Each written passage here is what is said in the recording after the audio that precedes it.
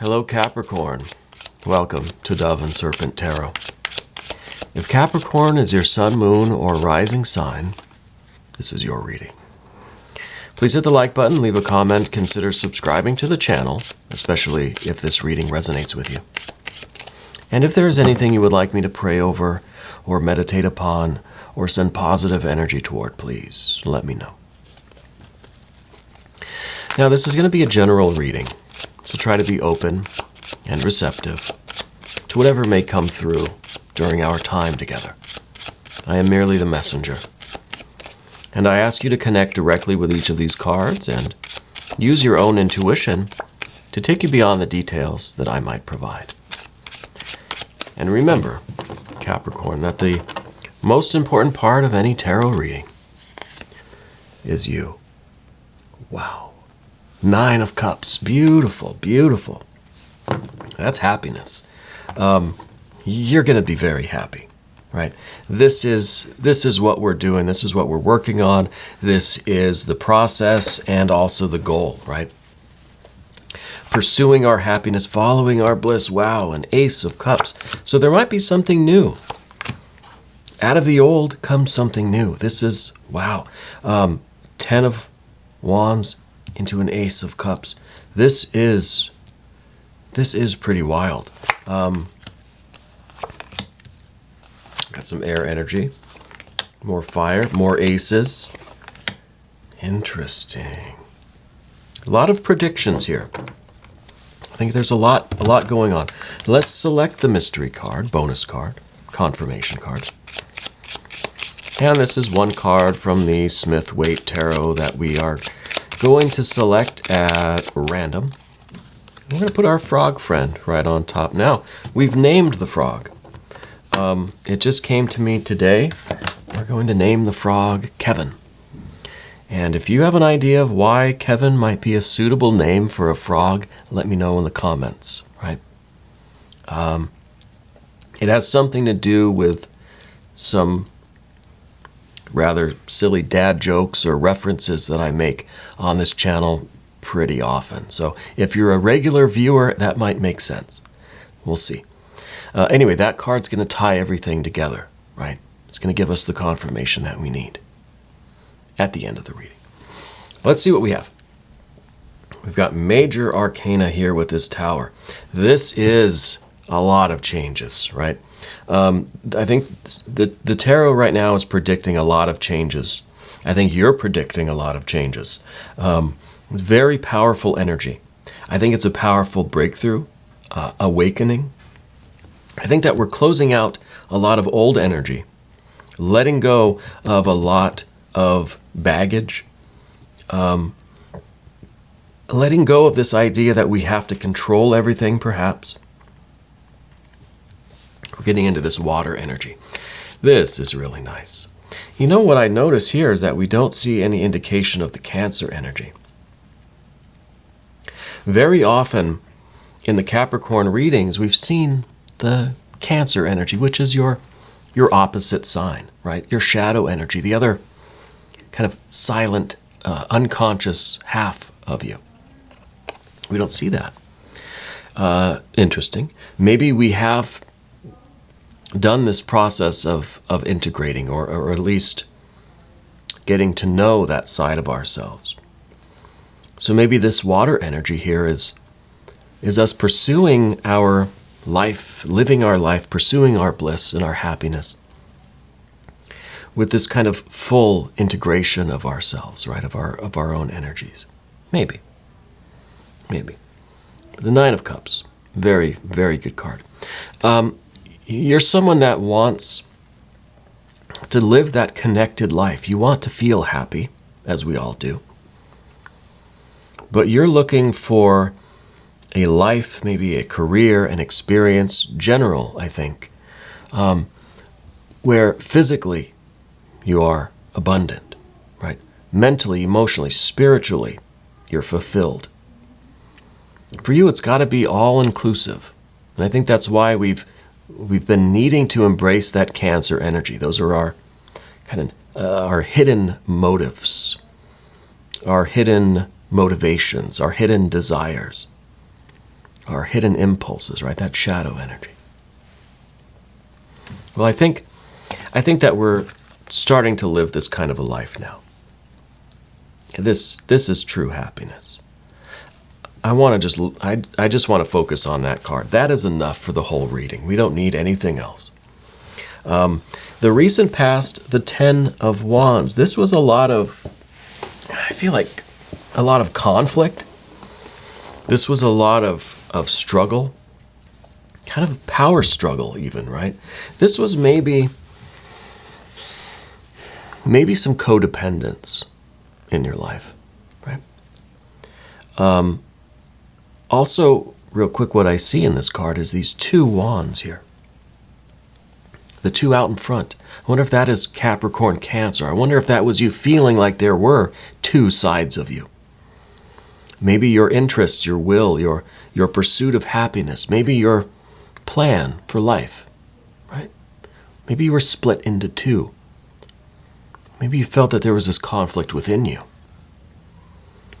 Well, I see we're getting past this now because we've got this ace. We've got the unity. Now, your entire being is coming together with one purpose, with one love, right? One inspiration, one divine connection. Union with God, Goddess, deity, with your soul, your spirit.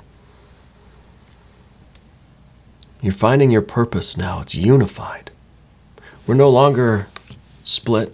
We're no longer two sides of ourselves. There's no longer, Cancer and Capricorn and kind of a split thing. No, now we're unified.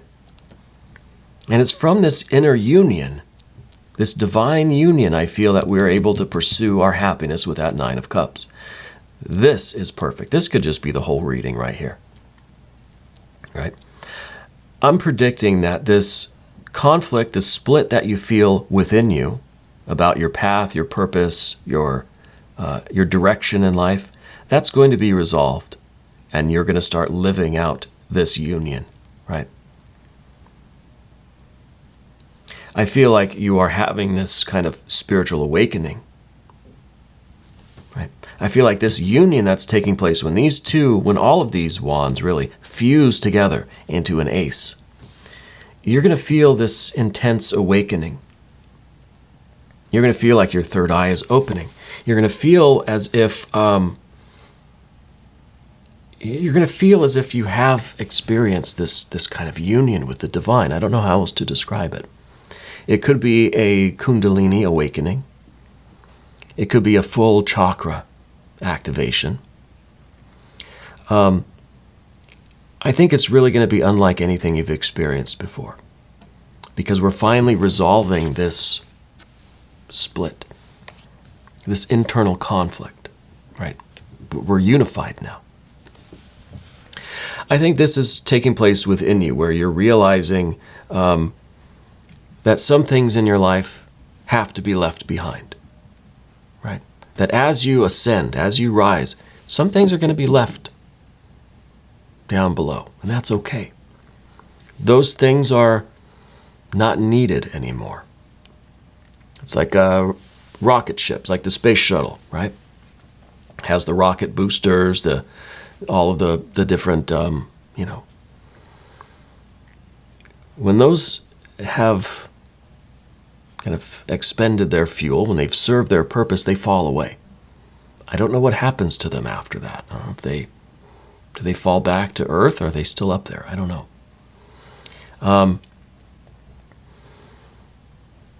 Those kind of auxiliary boosters or whatever, Anyway, the things that once served our needs and were useful to us aren't always going to be so. And that's part of this third eye opening. And it may feel destructive. It may seem like you are shedding your skin, right? That you are kind of, you're cleaning out your spiritual closet a little bit. You don't need all this stuff anymore, right? Well, maybe you're actually cleaning out a closet. Maybe this is being mirrored in your environment. See, we have the ace here in the environment. Maybe what's taking place within you is also taking place outside of you. or seemingly so, right? Because we have this confusion, this kind of conflict, this inability to really stick to one thing, right? 7 of Swords.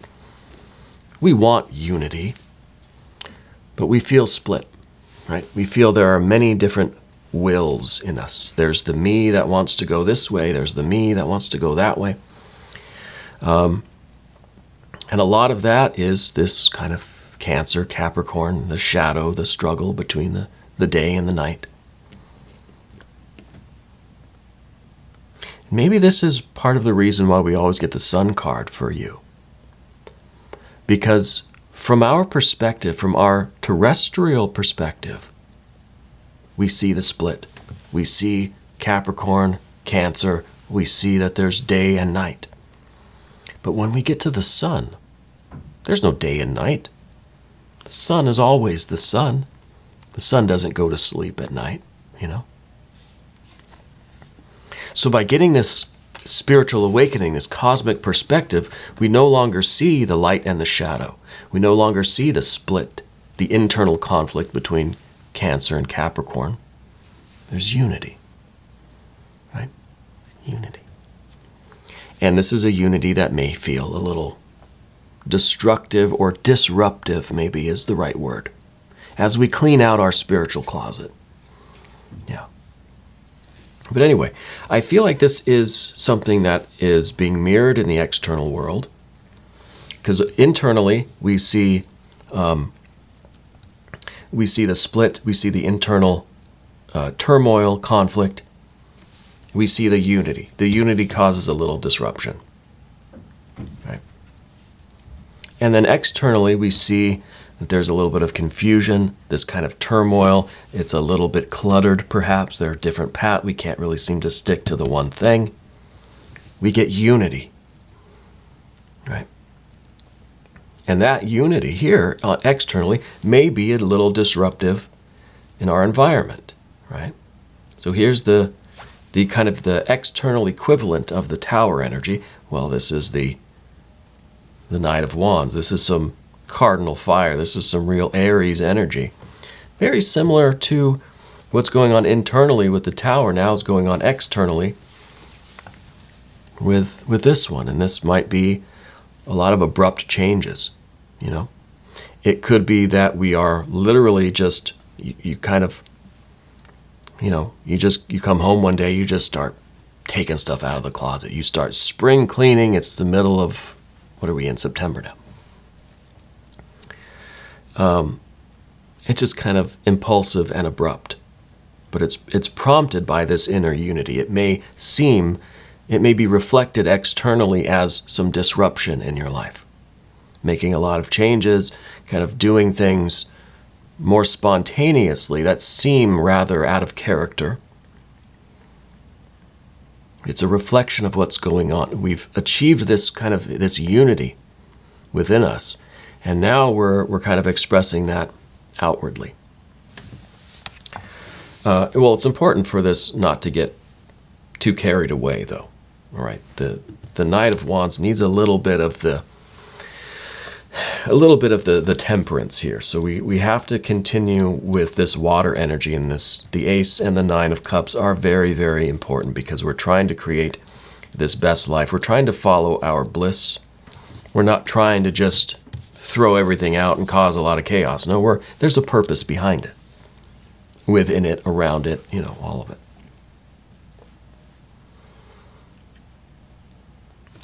But we have this Prince of Swords to deal with. That's air on air. It's the fixed air energy.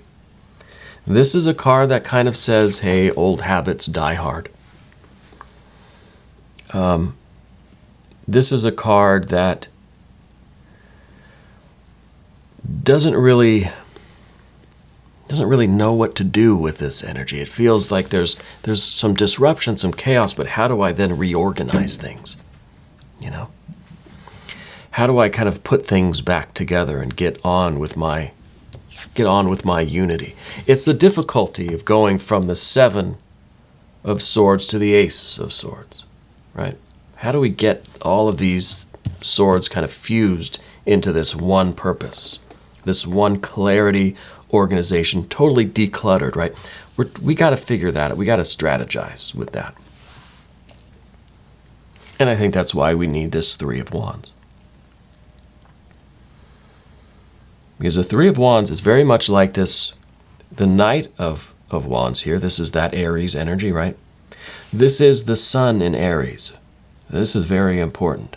This is that cosmic solar perspective that we just talked about that is now able to regulate this impulsive fire energy, this disruption in your external, this kind of spring cleaning, right? We're just kind of throwing everything away. Oh, hold on.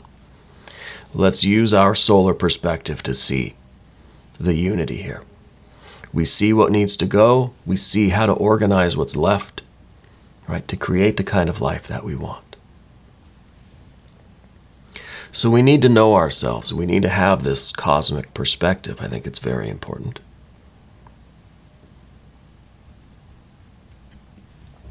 The problem I see here, I think that all of this is really straightforward. I think these predictions are very reasonable, and I think they're very likely, given the history that we've had with the Capricorn readings. I think this is very much going to happen. We see a little bit of risk here with this Seven of Cups. The Seven of Cups is almost us getting sidetracked, getting distracted. The Seven of Cups is kind of a this is kind of missing the point, I think. This is like we're seeing something as the goal. It's not the goal. It's like we're trying to get our Nine of Cups. We get here and we think, oh, this is it. I've made it. It's the glamour. It's the allure of what we're doing. And it could be that we're just getting this rush from all of this fire energy is really giving us a nice push. And then we end up stuck here in this mud. And that's, I think, the problem if we don't get a handle on this. If this horse carries us away, it might get stuck down in the bog here. So we definitely need this solar perspective. We need to know ourselves. We need to understand what kind of a life we're creating. We need to allow Spirit to inform us of how to organize this, right? This card is very close to hopelessness, right? It's 7, and the next one is going to be the 8 of Cups. And the 8 of Cups is one where we're losing all this water energy. All this 9 of Cups now, they're just leaking out, right? We don't want to get to that 8 of Cups, that hopelessness, that loss of heart, that feeling like we had this, we almost were there, and then something happened. We got sidetracked, right? But to quote one of my favorite bands, hope is just a state of mind. And what we have is the unity of our mind. We're organizing, we're getting this solar perspective, and the sun is going to illuminate our mind to give us this clarity. This is full chakra activation, right? Crown chakra activated. And it's kind of this crown here of the solar perspective. So as long as we stay focused and we strive for this clarity, we try to resolve any kind of confusion or the uncertainty, the kind of the questioning or how do I proceed, we rely on the solar energy and our perspective and our spirit, our connection, so that we don't end up falling short of our goal or ending up here in this kind of swamp. Right? The seven of Cups. Lured away by what might look good and feel good and kind of sound good in the moment, but once we get there, we realize we've been tricked, And that, I think, would indicate that we haven't quite achieved the union yet, or that we haven't quite cleaned out enough of the old kind of garbage.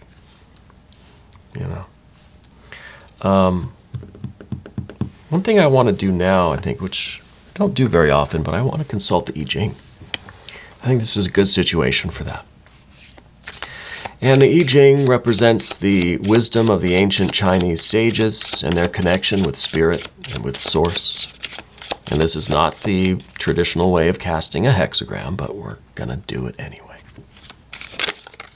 Well, I think that's the one. Didn't even have to really try. Okay, what do we have here? 10, treading. A tiger's tail. It does not bite people, creating success. Now, this would be really great if we had a princess of wands, right, with the tiger's tail. The tiger's tail, it does not bite people. This is doing something that is risky and disruptive, it's a lot of this kind of tower and knight of wands energy, right? This is kind of like dancing with the tiger. We're doing something abrupt and we're disrupting things. It could bite us, but it says does not bite people, creating success. This is the way, right? We have to shake things up internally and externally so that we can have our union, that we can achieve this kind of centeredness, this clarity. Now let's read the text on the back. It says, treading the tiger's tail is perilous, so invite the creature's power into your life as protection. This is utilizing this fire energy here. Invite the creature's power into your life as protection, fertility, and blessing. Right? That's what we've got here. Fertility, blessing, fertility, blessings. Living in harmony with the tiger takes skill and care. Look to the intensity you are drawn to in the situation you're asking about. The danger is there, and also its potential gift. Where is the tiger, and do you know how to work with such power? This is the power. The tiger is that Kundalini experience. It is disruptive. It could really, if you read about Kundalini experiences and that kind of spiritual activation, it does cause disruptions in life. It could turn into bad news, could go south. Right? And that's why we need the centeredness. That's why we need the solar perspective. That's why we need to invite that power in, but understand that there are risks. We need to get a handle on this energy here so that it doesn't cause too much disruption. Right? Now let's look at the mystery card and see how this might fit into everything else. Thank you, Kevin.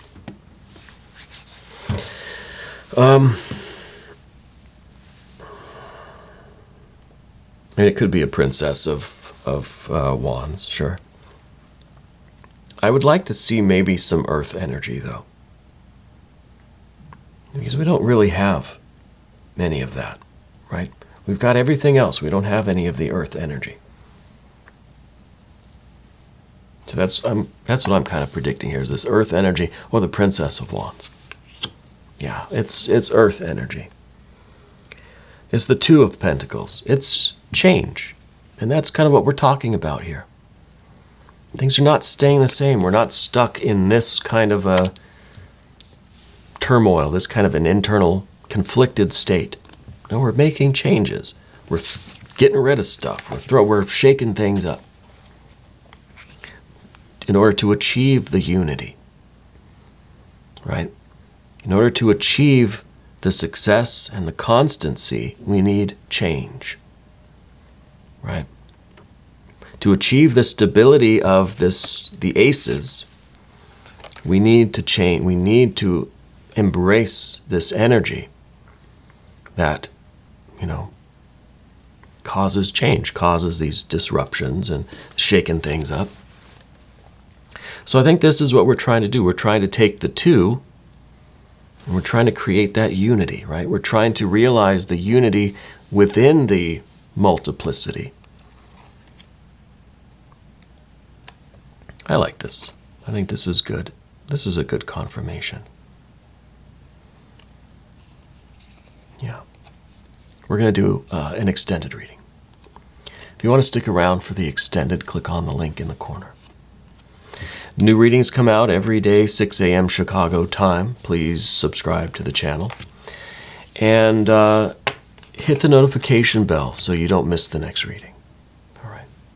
I want to thank you for being here. Thank you for letting me read for you. And thank you for being the most important part of Dove and Serpent Tarot.